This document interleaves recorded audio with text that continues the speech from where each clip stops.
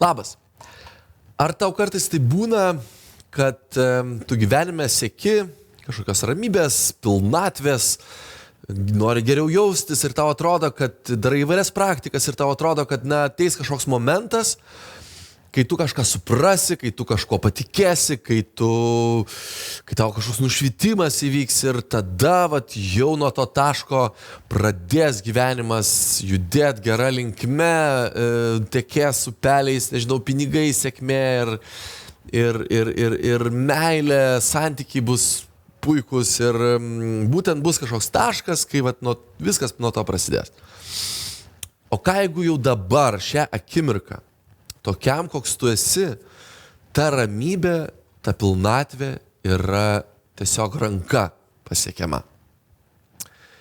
Aš kažkaip pastaruoju metu pradėjau į dvasinės praktikas, kurios taip skamba ganėtinai, dažnai mistifikuotai, kažkaip mistiškai. Pradėjau žiūrėti iš gana tokios praktinės perspektyvos, kad kiek man ta dvasinė praktika, kiek man jinai gali realiai atnešti naudos, kiek aš realiai galiu iš jos gauti, kiek man tai realiai gali pakeisti gyvenimą, kiek mane tai gali realiai kažkaip transformuoti, kažkokios realios naudos atnešti.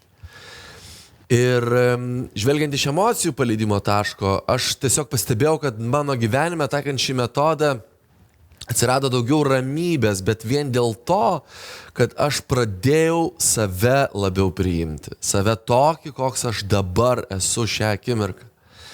Ir kas ta ramybė? Iš tikrųjų, nes atrodo, kad kartais mes ramybę asocijuojam kažkokį tai pabėgimą nuo problemų, nežinau, išsidrebimą ant sofos, nežinau, pasiėmimą kažkokio skanaus patiekalo ar ten skanaus gėrimo ar nežinau, kažkokį čilinimą ir tada čia yra dabar, aš sėdžiu, problemos praeitį ir čia ta ramybė yra man dabar šį akimirką. Bet iš tikrųjų ta ramybė, apie kurią dabar kalbu, yra iš tikrųjų pabėgimas nuo tikrovės, pabėgimas nuo esamos situacijos. Ramybę aš suprantu kaip visišką pasidavimą tikroviai, kaip visišką nebekovojimą su tuo, kas dabar yra šią akimirką. Juk pavyzdžiui, kai kartais būna aš vairuoju mašiną į Vilnių, tenka nuvažiuoti iš Klaipėdos ir tikrai būna momentų, kai galvoji, šita kelionė tokia ilga, aš čia galėčiau pasiruošti labiau susitikimui, pradedi nervintis, pradedi pergyventi dėl susitikimo, kuris vyks Vilniui ir tada galvoju, aš čia turiu vairuoti, negaliu dabar čia nieko daryti. Ir pradedi rūpintis tada tuo susitikimu, kuris bus ateityje, bet ar tai padeda? Ar tas rūpestis ir tas nervinimasis ir tas toksai, nežinau, pergyvenimas, ar tai kuo nors pagelbsti tau ir, nežinau, žmonėms, su kuriais tu dirbi, ar tai iš vis turi kažkokią tai naudą? Tai galbūt užuot kovojęs su tikrove, kad dabar aš vairuoju automobilį ir negaliu dabar skirti laiko pasiruošimui, kažkokiam tai ar taipinimui, nežinau, tekstų į kompiuteriu, tai galbūt užuot kovojus su ta tikrove, vertėtų pasiduoti jai ir pasižiūrėti, kas tada nutinka. Galbūt tada, kai nustoji kovot, nustoji priešintis, ir tiesiog priimi tą situaciją, kokia jinai yra, kad dabar yra taip, aš vairuoju, nes noriu nuvažiuoti tenai, tai galbūt išnaudosiu tą laiką, nežinau, pasižiūrint į gamtą, pasigrožėjant debesim ar dar ko nors, ar klausantis muzikos, Čia toks paprastas pavyzdys, bet dažnai būna, pavyzdžiui, kad mes kovojam su jausmais, nes, mums iškyla pyktis ar liūdesys, ar dar kažkoks nemalonus jausmas ir mes sakom, o ką čia veikia tas jausmas, juk aš čia turėčiau dabar gerai jaustis, taigi man čia viskas tvarkoja gyvenime, o dabar staiga aš čia tą liūdesį jaučiu ar dar kažką. Tai ir tada nustumėm jį ir pabėgam, išsibėgiojam maratonuose, ar ten kažkas gal ten į alkoholį linksta, ar dar kur nors taip nustumėm tą jausmą, užpilam jį kažko kitu, užpildom jį kažko kitu ir taip pabėgam nuo to jausmo. į tai neva tai pseudo kažkokią ramybę. Bet ar tai padeda? Ar tai padeda, ar tai yra kažkoks trumpalaikis sprendimas, o ne ilgalaikė kažkokia perspektyva?